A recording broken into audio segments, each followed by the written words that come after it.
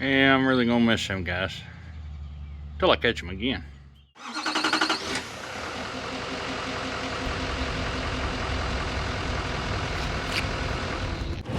Well, it is a wet and rainy day up here on Interstate 80 on my way back from Ohio to Elkhart. I don't know the order in which the videos are going to come out. I've kind of got behind on my editing a little bit, but I dropped David off last night in Ohio and headed back down to Elkhart. Picked up one going to Rancho Cucamonga, California, but when I took the load, they didn't send any paperwork. When I called, they said they needed me to come in and talk to them for a minute, so I'm going to assume that that's a random drug test. It's what it has been before in the past. So I figure we'll go to the office, walk in, find out sure about that. Like I say, they can't tell you that on the phone, and you don't need to ask about that on the phone. When they tell you come in, you just need to go in, because to the best of my understanding, if you know about it, you only got 24 hours to take it. So if you're way out, you know, it just works out better if they say come in, it ain't nothing big, you ain't in trouble and all that stuff.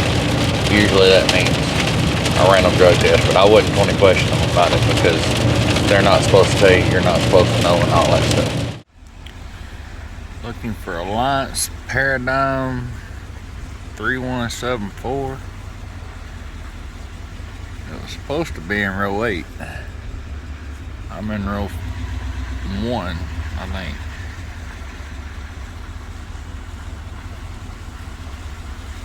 And 3174. Get out and check my bin and make sure everything matches up with my paperwork, and then get her checked out. Well, here today at Effingham, Illinois at the Petro once again, and getting a late start, as you getting to be my usual once again. I've already walked around and checked it out. This is supposed to be a 38-foot Paradigm. It probably does look a little bit longer because I do have you on widescreen just to fit it all in, because if I go to, yeah, it's not too bad. It's not near as bad as that last one I carried out. But yeah, I've already checked it all out and done my walk around, and today's kind of an interesting day for me. When I bought this truck, I was pretty much a nervous wreck, not knowing what I get out of it as far as issues and all that. And I gotta say, it's been a pretty dang good truck. And 19 miles, it'll have 500,000 miles on it. And 15,821 engine hours. Go ahead and ease out here. I'm trying to make sure and keep my mind on that mileage, because I really want a picture of the 500,000. I got here last night and I got to working on another project I'm working on, and time got away from me. Next thing I knew, it was 3 o'clock in the morning, and I really wanted to get this trailer off on Friday this week so I could get headed back home, but it's looking like this probably not going to happen. It's possible, but not, I don't know, because from right here to Rancho Cucamonga, California is 28 hours, and it's Wednesday morning. So technically, as long as I don't have any issues whatsoever, because I don't have any intentions of breaking 63 to 65 miles an hour, I need to try to get the best fuel mileage I can out of it. Probably 62 to 63 to be the norm. Yeah, that puts me cutting it close on Friday. If I do 10 hours a day, 10 hours tomorrow, that'd be 20 of the 28. And that'll leave me 8 hours on Friday. So, I don't know. All I know to do is pull out here and just stay steady with it. See what happens. Could be one of those trips where we'll make a lot better time than what we thought. it could be one of those trips where we make a lot worse time than what we thought. But I'm gonna hope for the best. Normally I leave here and go to Joplin, and if I'm gonna take a chance on making it all the way out there, I'll have to go further than that. But once you pass Joplin, me personally, there's not a single place in Oklahoma City that I care to stay. Once I get to Oklahoma City, I try to make it on to Sayre, Oklahoma, and I don't mind staying there. But yeah, we'll see what happens. I'm gonna keep an eye on this mileage, and I'll get back with you guys in a little bit. Shortly after I left Effingham, the truck finally did roll over at 500,000 miles. 500,000 miles, 15,821 engine hours. I thought that was pretty good. Woke up next morning in Sayre, Oklahoma, and I saw this gentleman working on his truck.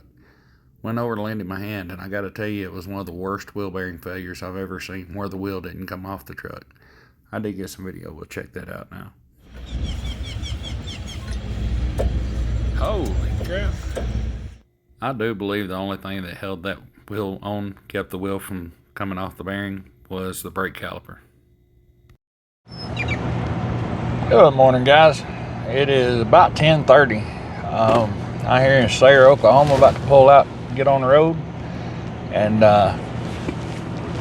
got up, pulled my shades down. I seen this gentleman over here to the right of us pulling his wheel off, and I thought he might have needed some air in the tire or something like that. That was the worst case of a bad wheel bearing I've seen in a long time. He said it just kind of happened all at once. The ABS light come on all at once and all that stuff. But anyhow, he worked for Wave, but I didn't do much. All I did was let him borrow a pull handle and impact gun. Sayre, Oklahoma, the Flying J, mile marker 20 in Oklahoma off Interstate 40. The Dodge dealership here will deliver. And he got the part, and we put it on, or we was taking the axle nut off. He didn't have the 34 millimeter socket to take the axle nut off. I had a 36, but it wouldn't hold it. So he called a Napa dealership, which is the closest parts store we could find, and told him what he needed, told him he broke down to Flying J, and I was gonna go get it, but I got this wagon on, and I mentioned to him the ash bed delivered. They delivered to him right there at the Flying J free of charge. So Dodge and the Napa dealership will both deliver to the Flying J truck stop. I figured that's something I'm glad to know. But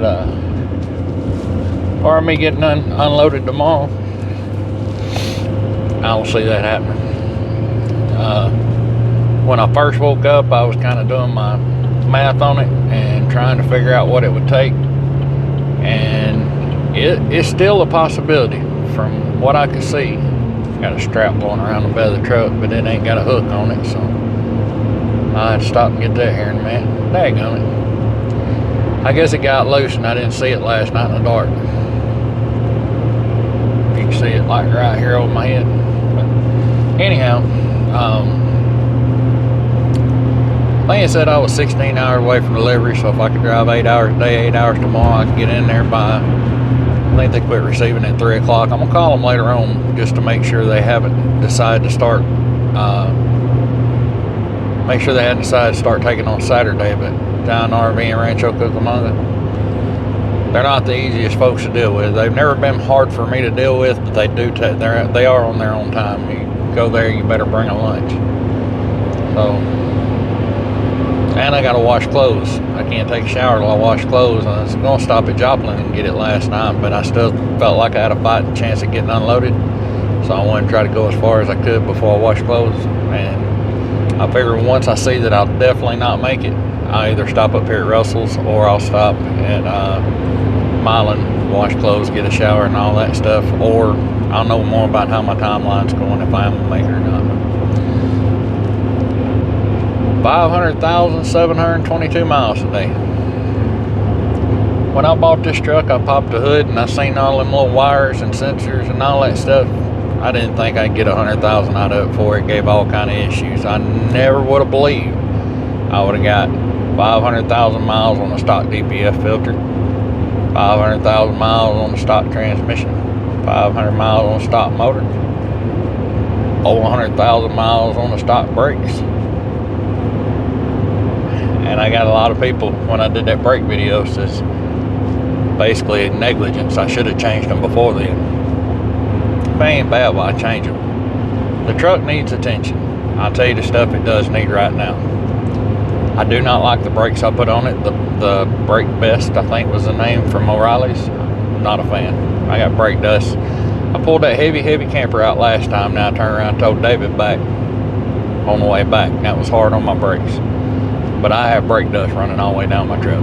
Not just on the wheels, but it was literally on the white paint. So never had that issue with the original brakes. So hopefully it won't be long. She's gonna get all new brakes, calipers, and parking brake and pins, because the little pins the caliper slides on, they were seasoned up. They were dry and rusty and all that stuff. And even if you don't have to have brakes, it's not a bad idea pulling pins out and grease them up every now and again, and I didn't do that. It needs a front main seal put in the engine because it's drilling a little bit. 500,000 miles, I'll be drilling too. It's not like pouring oil, but it just gets a little wet around the seal, and then the wind from the fan and the air blowing through the radiator is blowing it back, making it look ugly. I want to fix that, and I want to put a fan hub on it. I don't have any reason to believe the fan hub is going bad. There's no way it can't be wore out. There's no way a lot of parts on this truck are not wore out. They're just not showing signs.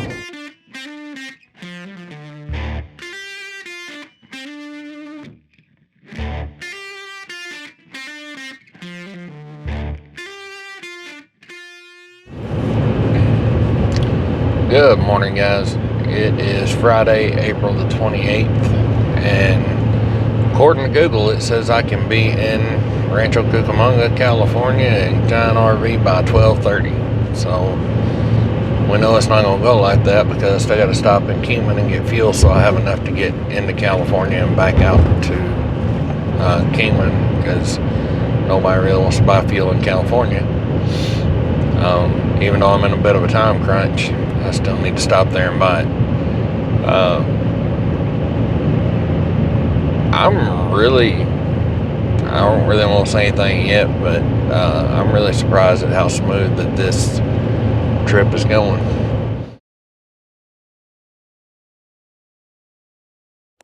Well, we are parked on the side of I-40. Dirt parking lot. Just happened to get off. There's a campground here. And show you guys what's happening. Like I say, I've been having an issue with the trailer since I plugged that last trailer in. The StabiliTrak light's been flashing on. That's what that was.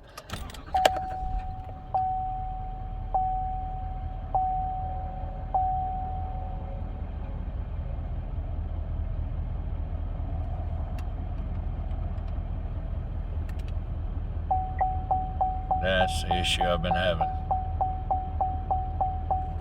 So come over here and look, and it is 11 psi right there. Now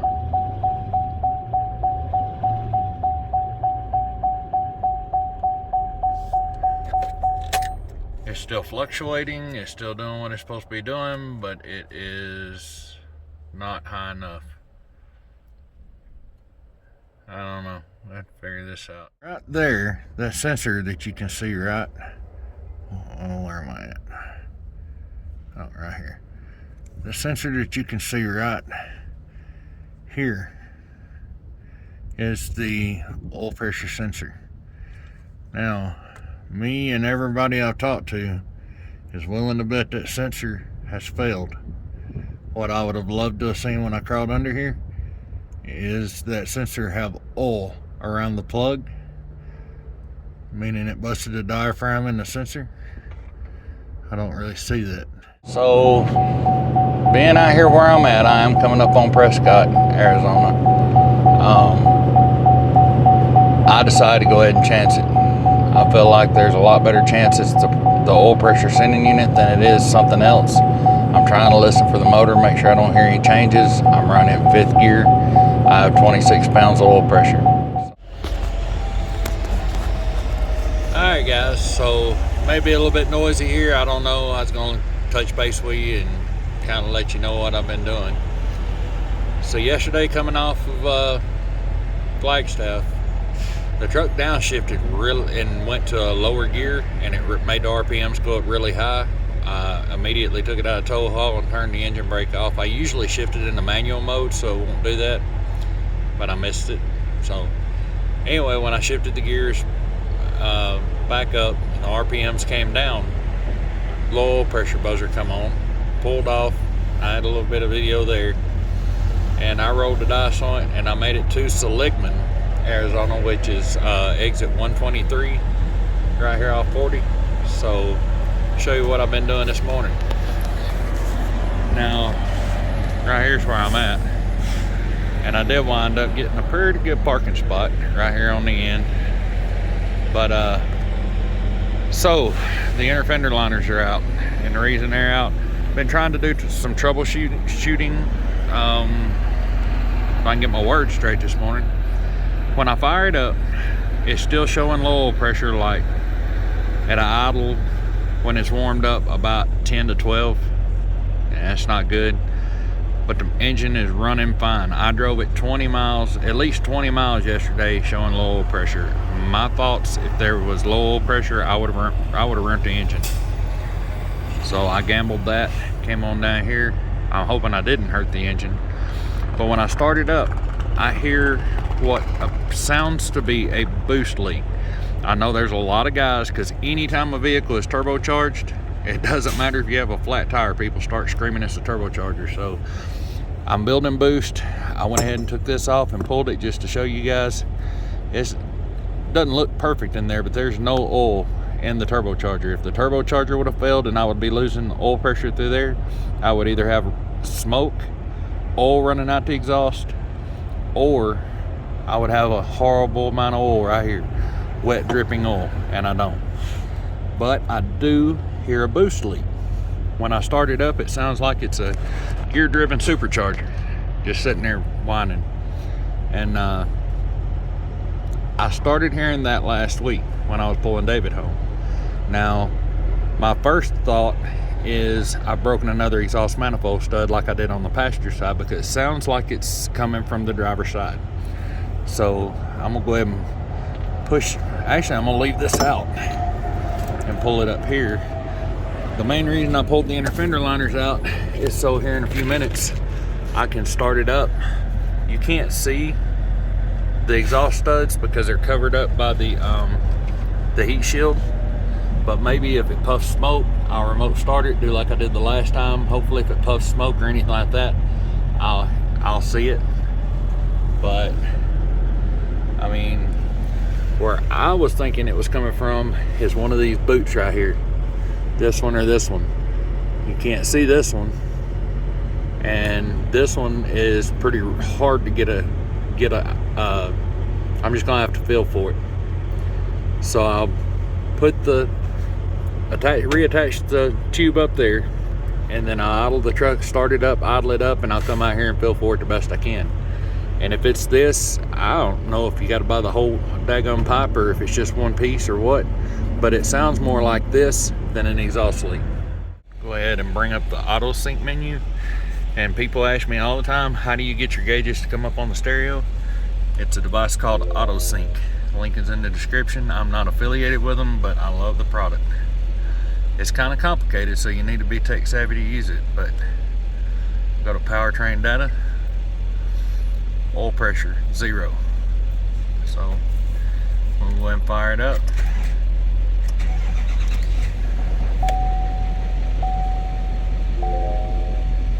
(17, 20, 22). Remember, the engine is cold. I don't like the boost going to -9 while it's sitting here idling, but I understand it may be drawing a vacuum. So I do have 23 psi right here, and the auto sync also lets me use the fast idle. So we're gonna go ahead and idle it up. I I'm gonna idle it way up so we can hear it. With a factory fast idle, you can't go that high. So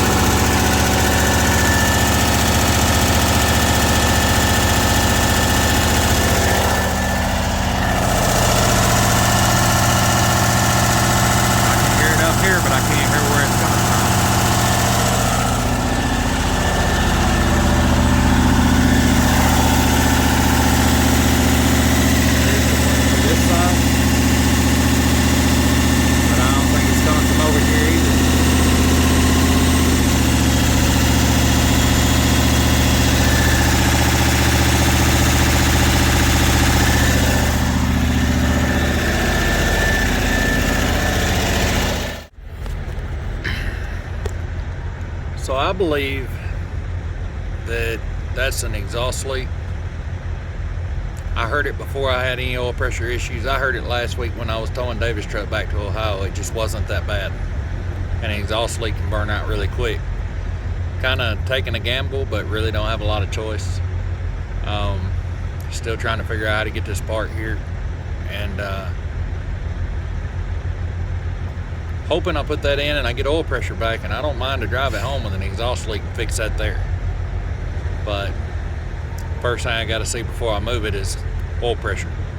If I don't see that, I'll have to figure out how to get towed home.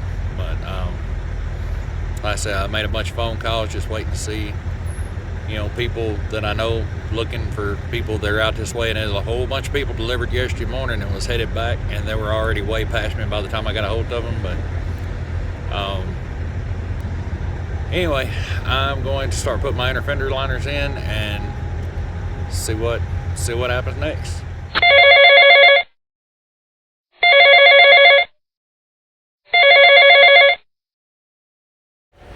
So I just been sitting around here scratching my head and trying to figure out what to do, and just got a phone call. A couple friends of mine had a couple friends that were coming out of California and told me they'd be calling in a few minutes. Transport Bandits. They just stopped, picked up a part, and they're on the way. And I will never be too happy to meet two people for in all my life. So I'm just hoping we put that sending unit in and I get oil pressure back. I'll deal with the exhaust leak later if that's what it is. I feel like I'm on the right track, but I don't know. Anyway, I feel like it's gonna be all right. And I get to meet the Transport Bandits, so my hero. But I guess I need to get off my lazy butt and get my fender wells put back in, get that sensor out, and hopefully nobody get their parking spot. Well, I have got all my tools picked up except for what I need to put the sensor in, and they should be coming down that ramp any minute with my part. And I want y'all to keep your fingers crossed that this gives me oil pressure again. The camera kind of shaky there. And Bandage, I won't see this for a while. It's liable to be 2-3 weeks before I get a chance to edit this and put it out. Man, even though y'all ain't got here yet, I still appreciate the heck out of y'all. Thanks so much. Yeah.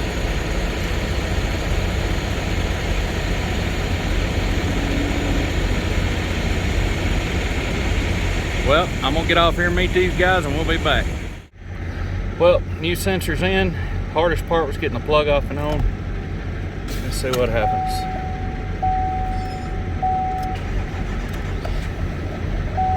That should go up to about 3/4 when it's finished cycling. And it did not. Who didn't cross their fingers?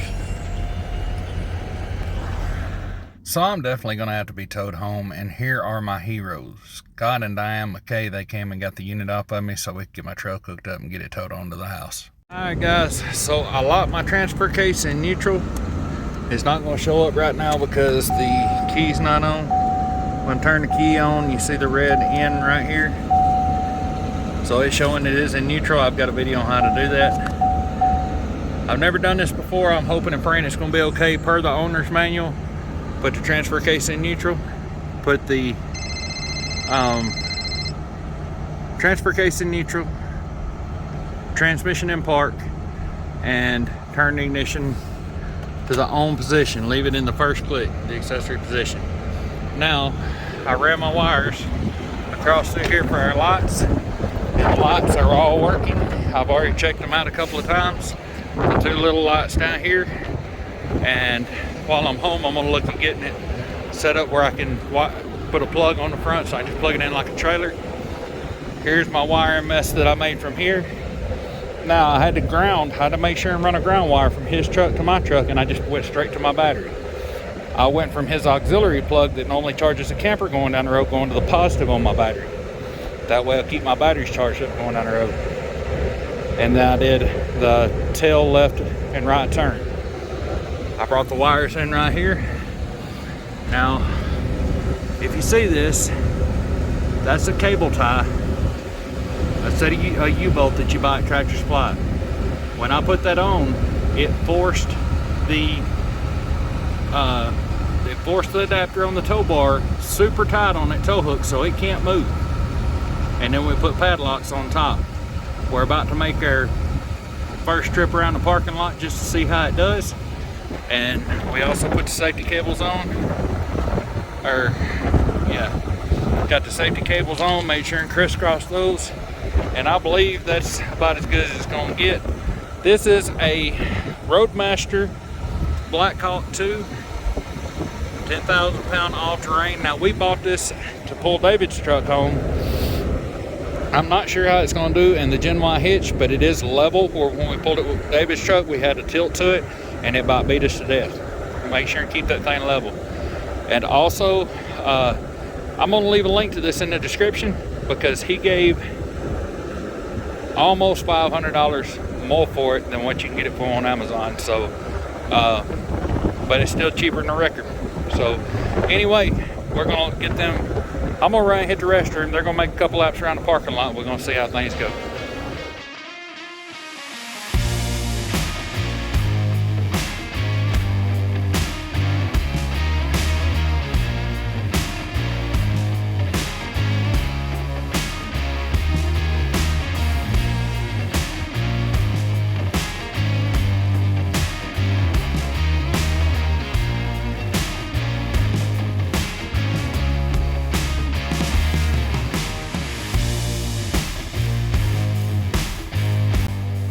Later on in Tucumcari, New Mexico, we stopped to get fuel and check everything out. The truck is doing pretty good at this point. When we first left out, it had a lot of wiggle to it, and we took the Gen Y off of their truck, and that shortened everything up and seemed to make it do a whole lot better. The truck's doing fine now, so we are going to get headed on toward the house.